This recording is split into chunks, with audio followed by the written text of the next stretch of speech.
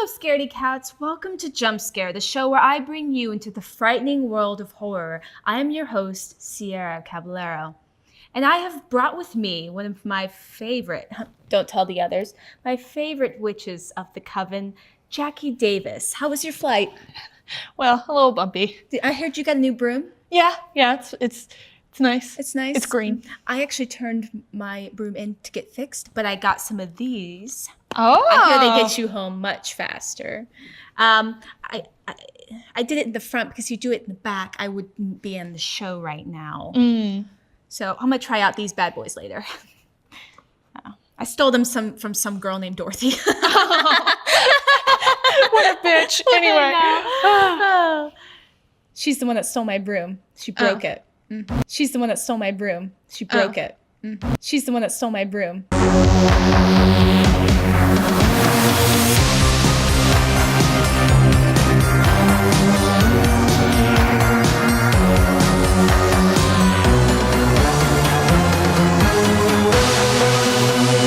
Bubble, bubble, toil and trouble, fire burn, and watch out for Mildred Hubble. Oh, thank God. She's the one that broke into my house last week. Oh, okay. I love her, but she is a problem. Okay, well, witches are no longer considered wicked. Have you heard the news? Oh. But have been reclaimed as not only a symbol of feminism, but also of sisterhood and independence and strength. But how did a title once considered negative become a symbol of empowerment? How did we change the game? You're supposed to be the lead witch of this coven. I am? You were going to be after I retire. Oh. Well, something new has occurred. Witches in comedy? We're not funny at all.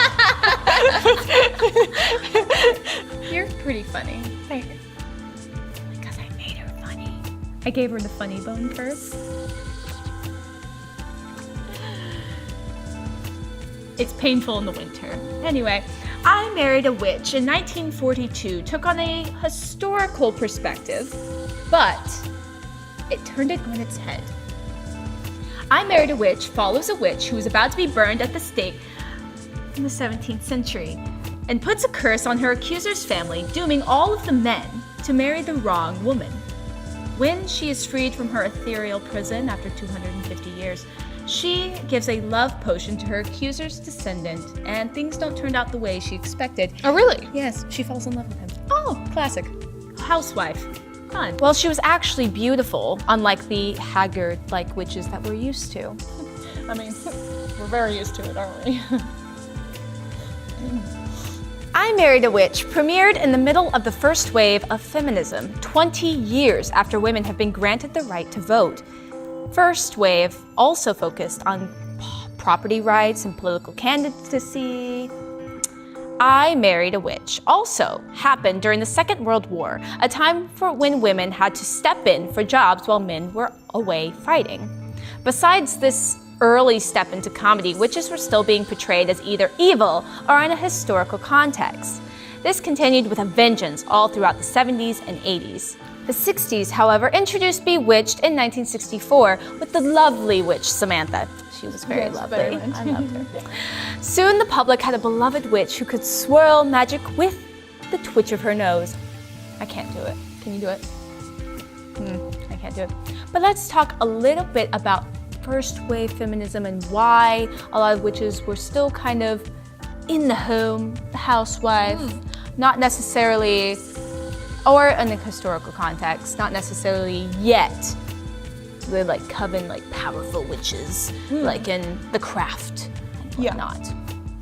Well, I think it's because for a while, I mean, even feminism was still like, there was a lot of fighting just to have like birth control. Exactly. Stuff like that. So just being able to have any sort of like powerful independence separate from your husband was like a big deal. Like, so in and of itself, that was like feminist for the time. Yes. Not for now, but for the time, it was And it's an independence that most women don't have. And it's not just something that happened in America or Europe. You also talked about it in your video as well, about independent women, and at first witches were like specifically just women, whereas in America and some parts of Europe, some men were accused of witchcraft.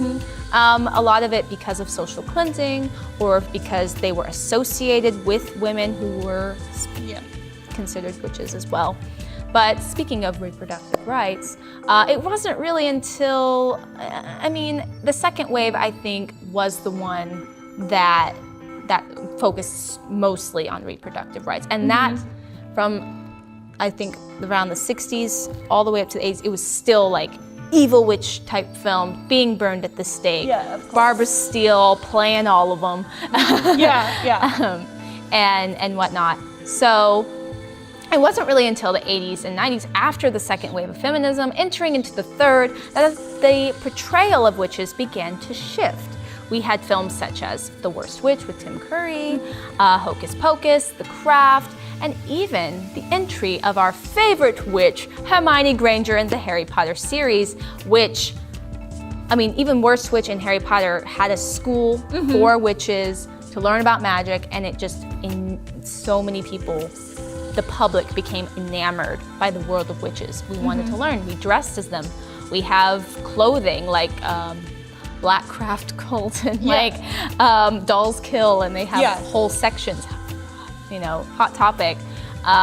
So many things inspired by witches in fiction and witches in history. Yeah, well, and I think part of that is, if you look at on a more depressing side of things, the fact that stuff like that involves a lot of magic or like superhero movies, large influxes of sci-fi and fantasy usually happen right around the time when there's like the Great Depression or World War II, and so it's a little disconcerting that we appear to be repeating ourselves again. It's interesting because we are getting a new influx of historical witch films again, or evil witch films again.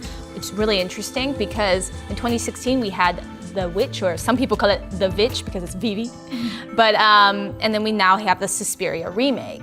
So I'm wondering if that's going to bring even more. We also had Lords of Salem, which was a Rob Zombie film that came out, and so it makes also the Salem TV show. And the Salem TV show came out, and there's all of this content. Whereas there's still those happy witch things, like the revamp of The Worst Witch by BBC, and this one called The Good Witch. But it's interesting how history sort of repeats itself, and it is reflective of the culture and society at the time. Yeah. Also, but it's also becoming more intersectional, because since we're in the third wave, feminism focuses more on intersectionality within feminism. And so you get stuff with like the reboot of Charmed, where the main the Hallowell sisters are, mixed. So the two, what is it? Was it? They have different names now. Yeah, they're completely. Yeah, I think so. Yeah. So there's the two Hispanic sisters, and then the one with an African American dad. So it's weird, and they've said that they want to focus more on Latin American and African sort of witch. And it's no longer just about sisterhood and like feminism of like we have a coven and we're going to be strong, like sort of thing. Now it's about more intersectionality, and so we're seeing that side of the story, sisterhood amongst people people necessarily the same race. And I think it'll be really interesting to see how it changes in the fictional world as we go on with this new kind of tide of witch films and witch TV series. But what was your favorite witch themed show that like show or film that like changed you or inspired you as a young girl? I really, really, really loved Practical Magic with Nicole Kidman and Sandra Bullock. It was so good. It was so good. And then they jump off a roof, and it's great. Oh, I loved Practical Magic. I also enjoyed Casper Meets Wendy. I know, it's so campy, but like Hilary Duff, it's so fun. And Hilary Duff on her broomstick, and she had the little red hood. I just wanted to be her. I'm obviously Hermione Granger, but mean, hocus pocus in that dance number. Yeah, I mean, let's be honest. we grew up in like the golden age of witch. We grew up in the golden age of witches, where witches were seen as a positive symbol. Yeah, or at least or fun. like, and you still are a fun symbol. It was fun to dress up as them. You had good versus evil with the Wicked musical. You know, That's true. We didn't really. You know, it was later, you know, that we saw the films from before we were born. Yeah. So it's an interesting perspective. So now we see them more as a symbol of power. Yeah. So yeah, any final thoughts? Anything that you think correlates from your video to some of my stuff? I mean, the Japanese have women as well.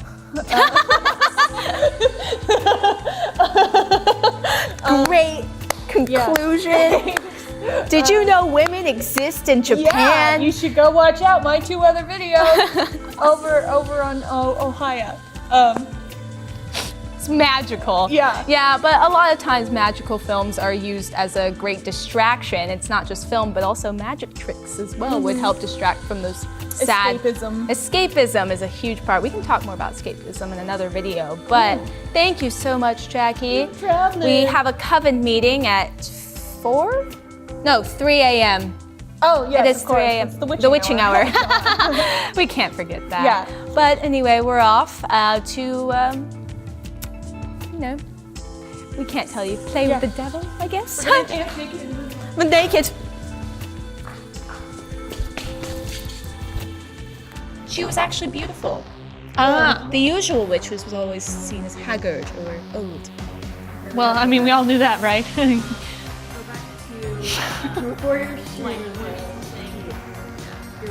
Okay, when she's free. It's like a robot. Is that what you heard? Yeah, or it just goes. When Okay, no, Cierra, you went out completely. what is wrong?